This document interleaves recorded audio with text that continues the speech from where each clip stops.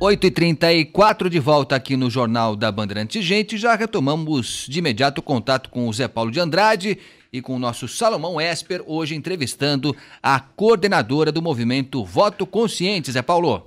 Agostinho, continuamos a entrevista com a dona Sônia Barbosa, do movimento Voto Consciente. Nós estamos num ano eleitoral.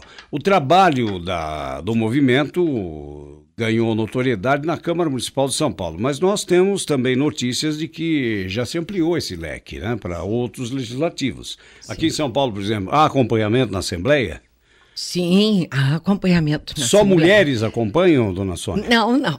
Temos homens também. Poucos, mas temos. A maioria são mulheres. Quer dizer que deixou de ser o Clube da Luluzinha, que certeza. Começou assim. Com certeza, eram 5 Luluzinhas. Pois é, e pelo trabalho que o movimento faz, poderia ter até emprestado do escotismo o lema, né? Sempre alerta. Sempre alerta. Não é isso? Pois é, aí me leva a pergunta. O voto consciente em si já é voto bom só pelo fato de ser consciente? Eu acho que tem voto consciente péssimo. A decepção pode vir até poucos dias depois da eleição de determinados candidatos. Ou esse não é um voto consciente?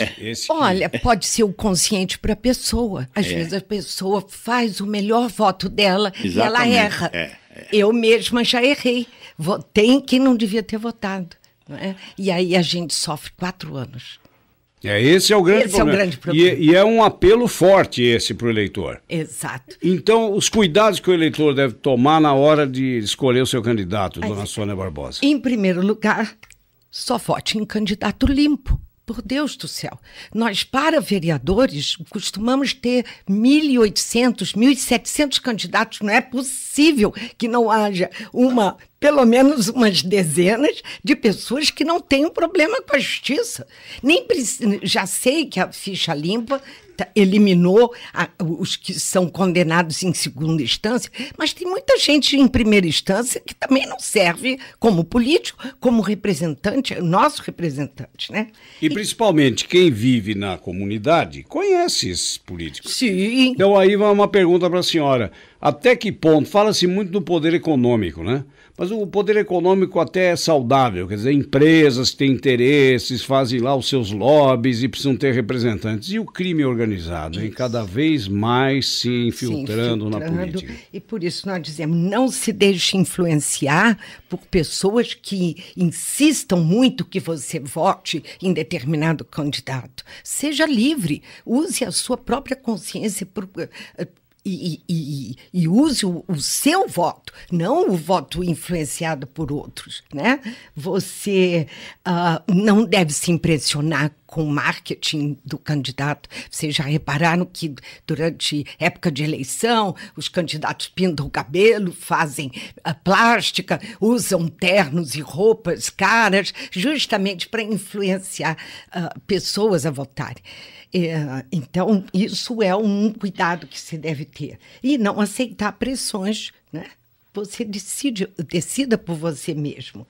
Outra coisa que seria, diga não à compra do voto. Isso é a coisa mais triste que se tem. Aqui em São Paulo, não sei se existe tanto essa compra de voto, mas se você for para o interior do Brasil, ou mesmo interior de São Paulo, você vê muito isso claramente. E é uma ausência, muitas vezes, do Estado, né, dona Sônia Barbosa? Essa compra de votos, quer dizer, aquele que aparece como benfeitor... Ela não se faz necessariamente com dinheiro. Não é voto e cash, dinheiro depositado na hora. Há vantagens materiais, há tanta coisa que cerca um voto. Óculos. Isso talvez em São Paulo ainda funciona isso nos coloquins aí? Sim, eu agora mesmo vim do interior do Rio de Janeiro e realmente isto continua acontecendo, né? Isso continua acontecendo e muito forte.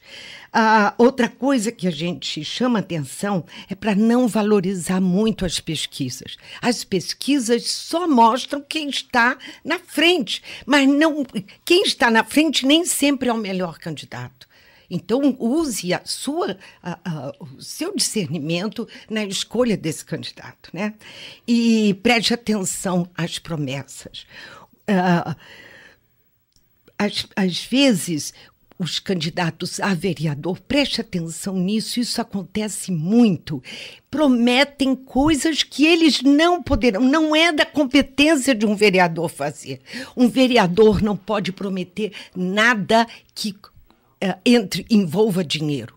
Ele não pode prometer asfaltar uma rua, não pode prometer colocar poste de iluminação, não pode prometer creche, não pode prometer escolas, nada disso, porque isso compete ao executivo. É o executivo quem constrói, quem compra.